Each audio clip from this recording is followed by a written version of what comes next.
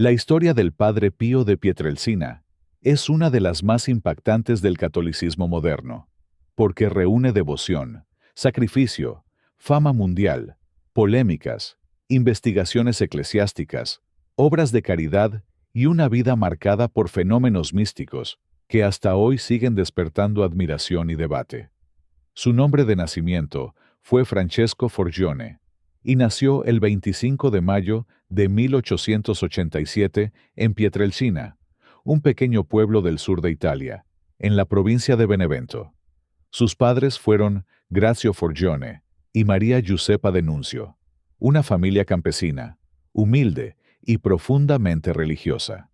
En aquel ambiente rural, donde la vida era difícil y el trabajo en el campo marcaba el ritmo de los días, Francesco creció rodeado de fe, rezos, sacrificio y una idea muy clara de la religión como centro de la vida cotidiana. Desde niño, mostró una inclinación espiritual fuera de lo común. Mientras otros niños se entretenían con juegos o travesuras, él prefería pasar largos momentos en oración, asistir a misa y acercarse a las prácticas religiosas de su pueblo. La biografía oficial del Vaticano señala que desde muy joven tuvo una gran sensibilidad espiritual y que su vida religiosa comenzó a definirse desde la infancia. Francesco empezó a experimentar desde pequeño fenómenos espirituales que él interpretaba como visiones, tentaciones y luchas interiores. Para sus devotos, aquello era una señal temprana de su futura santidad. Desde niño, manifestó el deseo de consagrarse a Dios. La vida de los frailes capuchinos le causaba una profunda impresión. Aquellos religiosos, con sus hábitos sencillos y su estilo de pobreza franciscana, representaban para él un ideal de entrega total. Pero su familia no tenía recursos suficientes para darle una formación académica completa, por lo que su padre, Grazio, emigró en busca de trabajo, incluso hacia América, con el propósito de reunir dinero para los estudios de su hijo. Ese sacrificio familiar fue decisivo, porque permitió que Francesco pudiera prepararse para ingresar a la vida religiosa. En 1903, cuando tenía apenas 15 años, Francesco entró al noviciado de los frailes capuchinos en Morcone. Poco después, recibió el hábito franciscano y tomó el nombre de Fray Pío, en honor a San Pío V. Ese cambio de nombre marcó el inicio de una nueva vida. A partir de entonces, el joven que había nacido como Francesco Forgione comenzó a desaparecer para dar paso al religioso que el mundo conocería como Padre Pío. En 1907 hizo su profesión solemne, y el 10 de agosto de 1910 fue ordenado sacerdote en la Catedral de Benevento. Desde el inicio de su ministerio, su salud fue frágil. Sufría fiebres, dolores, problemas respiratorios y debilidad general, lo que obligó a sus superiores a permitirle pasar largas temporadas en su pueblo natal para recuperarse. Esa fragilidad física lo acompañaría toda la vida y se convertiría en una de las características más constantes de su biografía. Durante los primeros años como sacerdote, el Padre Pío vivió entre su deseo de servir plenamente y los límites que le imponía su cuerpo. La Primera Guerra Mundial también afectó su vida.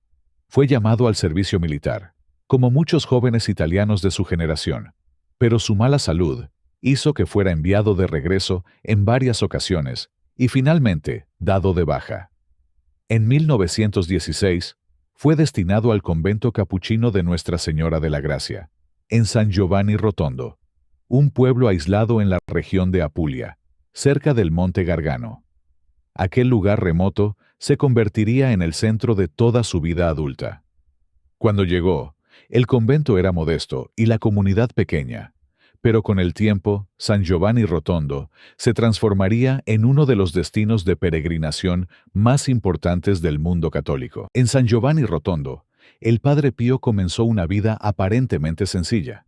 Celebraba misa, confesaba, rezaba, orientaba espiritualmente a las personas y enseñaba a jóvenes seminaristas. Sin embargo, pronto empezaron a difundirse relatos sobre fenómenos extraordinarios.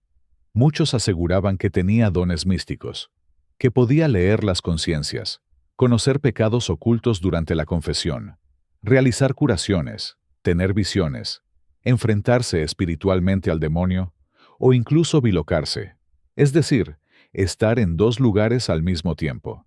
Estos relatos aumentaron su fama, pero también levantaron sospechas. La Iglesia, por prudencia, no aceptaba fácilmente ese tipo de testimonios sin investigación. La figura del Padre Pío comenzó entonces a moverse entre dos mundos: el de la devoción popular, que lo veía como un santo viviente, y el de las autoridades eclesiásticas que observaban con cautela todo lo que ocurría alrededor de él. El episodio que cambió definitivamente su vida ocurrió en 1918. Según su propio testimonio, en agosto de ese año vivió una experiencia conocida como transverberación, en la que sintió que su alma y su cuerpo eran atravesados por un fuego espiritual. Semanas después, el 20 de septiembre de 1918, mientras oraba ante un crucifijo en el coro del convento, recibió las heridas que lo harían mundialmente famoso: los estigmas.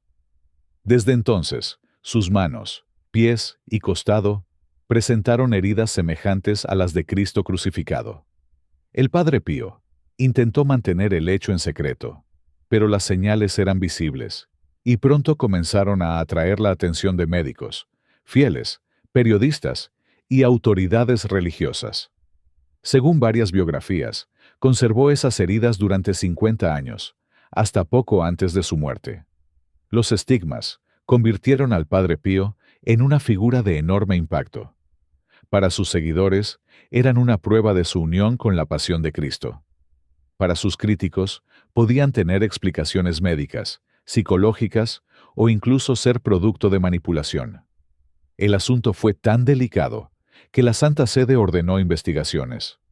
En 1921, el obispo Raffaele Rossi fue enviado por el Santo Oficio para realizar una visita apostólica. Interrogó testigos, examinó el ambiente del convento y observó las heridas. Su informe fue cauteloso, pero no condenatorio. Consideró al Padre Pío un buen religioso y no encontró pruebas claras de fraude, aunque tampoco resolvió definitivamente el origen sobrenatural de los estigmas. Aunque la popularidad del Padre Pío también generó problemas.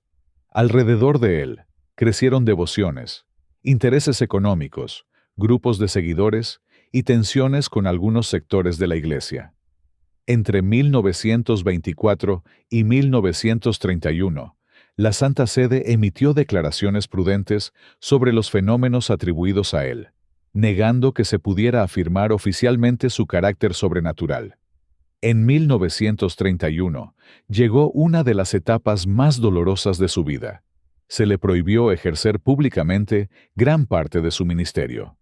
Durante un tiempo, solo pudo celebrar misa en privado y quedó limitado en su contacto con los fieles. Para sus devotos, aquello fue una persecución injusta. Para la Iglesia, una medida de prudencia ante la enorme agitación que provocaba su figura. El Padre Pío obedeció. Esa obediencia es uno de los aspectos más importantes de su biografía, porque aunque sufrió profundamente por las restricciones, no rompió con la Iglesia ni se presentó como víctima rebelde. Permaneció en el convento, rezó, esperó y aceptó las órdenes de sus superiores. Con el tiempo, algunas limitaciones fueron levantadas y pudo volver a confesar y recibir fieles. Su fama, lejos de disminuir, se hizo más grande. Muchas personas veían en su silencio una prueba de humildad y en su sufrimiento una continuación de su misión espiritual. Además de los fenómenos místicos, el Padre Pío dejó una obra material muy importante: la Casa Sollievo de la Sofferenza, cuyo nombre puede traducirse como Casa Alivio del Sufrimiento. Él soñaba con un hospital donde los enfermos fueran tratados no solo como cuerpos que necesitaban medicina, sino como personas con dignidad, dolor, alma y esperanza. En 1940 se formó el primer comité para impulsar el proyecto, y la construcción comenzó después de la guerra. Finalmente, el hospital fue inaugurado el 5 de mayo de 1956 en San Giovanni Rotondo. Esta obra se convirtió en una de las instituciones médicas más importantes del sur de Italia y sigue funcionando hasta hoy como parte del legado del Padre Pío. El hospital demuestra que su vida no puede reducirse solamente a estigmas o milagros. El Padre Pío entendía el sufrimiento humano de manera concreta. Había conocido la enfermedad desde joven. Había recibido a miles de personas heridas por la pobreza, la culpa, la enfermedad o la desesperación. Y quería responder a ese dolor con una obra tangible. La Casa Sollievo de la Sofferenza representaba una unión entre fe y ciencia, oración y medicina, caridad y organización. Para él, cuidar a los enfermos era una forma de servir a Cristo sufriente. En su vida privada, el Padre Pío fue un hombre de hábitos austeros. Vivía dentro de la disciplina capuchina, con pobreza, oración y obediencia. No buscaba lujos ni comodidades. Su celda era sencilla, su alimentación limitada, y su jornada estaba marcada por la misa, el confesionario, la dirección espiritual y la oración. Pero también tenía un temperamento fuerte. Algunos testimonios lo recuerdan con sentido del humor, otros como un hombre enérgico e incluso brusco cuando quería corregir a alguien. No era una figura suave en el sentido sentimental. Podía ser exigente, especialmente con quienes se acercaban a él por curiosidad o morbo. Esa personalidad compleja lo hace más humano. No fue solamente una imagen piadosa, sino un hombre de carácter, marcado por dolores físicos, presiones externas y una carga espiritual que decía llevar con dificultad. En sus últimos años, su salud se deterioró cada vez más. Ya era una figura mundial. Llegaban cartas de todas partes, peregrinos de distintos países y personas que lo consideraban un intercesor vivo. En 1968, se cumplieron 50 años de la aparición de los estigmas. Ese mismo año, el Padre Pío se encontraba muy debilitado. El 22 de septiembre celebró su última misa. Murió en la madrugada del 23 de septiembre de 1968, a los 81 años, en San Giovanni Rotondo. Sus últimas palabras, según la tradición repetida por sus devotos, fueron Jesús, María. Después de su muerte, la devoción no desapareció, al contrario, creció. En 1982, la Santa Sede autorizó la apertura de su causa de canonización.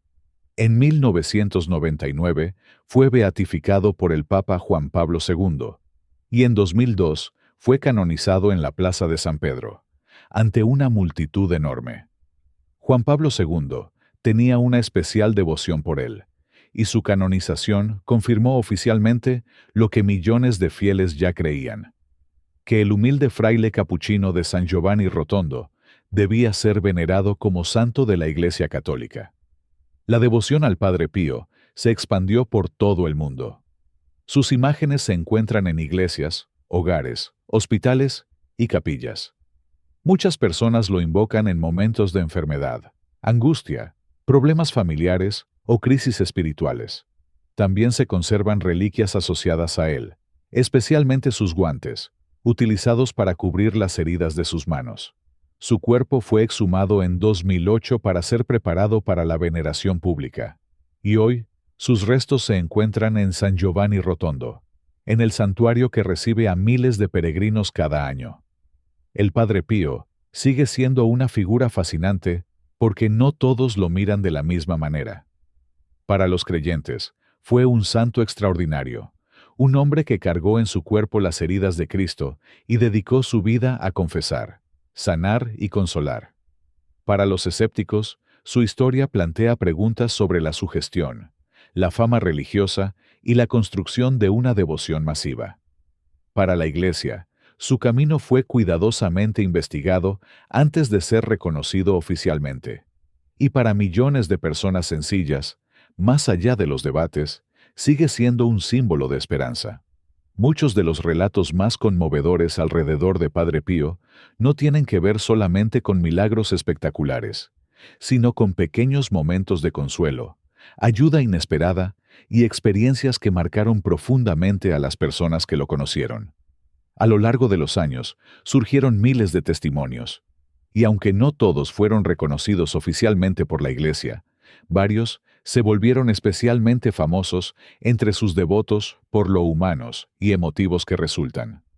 Uno de los casos más conocidos es el de las personas que aseguraban que el Padre Pío leía el alma durante la confesión.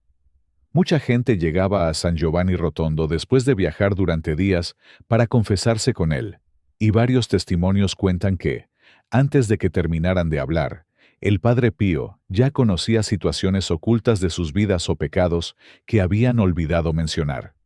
Algunas personas salían llorando no por miedo, sino porque sentían que por primera vez alguien comprendía verdaderamente su sufrimiento interior. Muchos relatos describen confesiones profundamente emotivas, donde el fraile no solo corregía, sino también consolaba y devolvía esperanza a quienes se sentían perdidos. Otro de los relatos más hermosos es el de los soldados durante la Segunda Guerra Mundial. Existen testimonios de pilotos militares que afirmaban haber visto la figura de un fraile en el cielo, impidiéndoles bombardear ciertas zonas de San Giovanni Rotondo. Algunos aseguraban que los motores fallaban o que sentían una fuerza extraña que les impedía continuar. Con el tiempo, varias personas relacionaron aquellas experiencias con el Padre Pío, aunque estos episodios forman parte más de la tradición popular y de la devoción que de hechos comprobados oficialmente.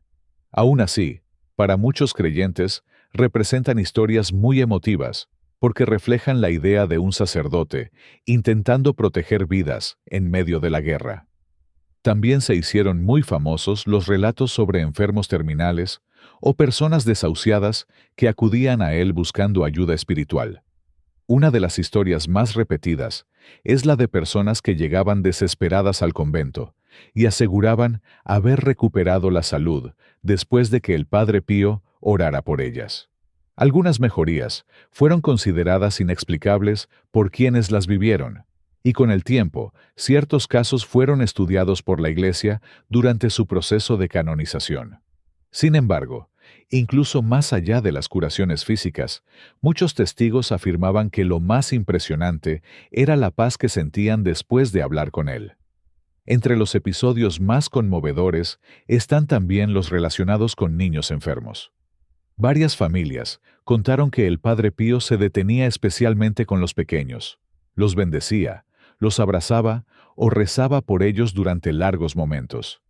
A pesar de la imagen seria y fuerte que muchas veces proyectaba, quienes convivieron con él aseguraban que tenía una enorme sensibilidad hacia los enfermos, los pobres y las personas que sufrían emocionalmente.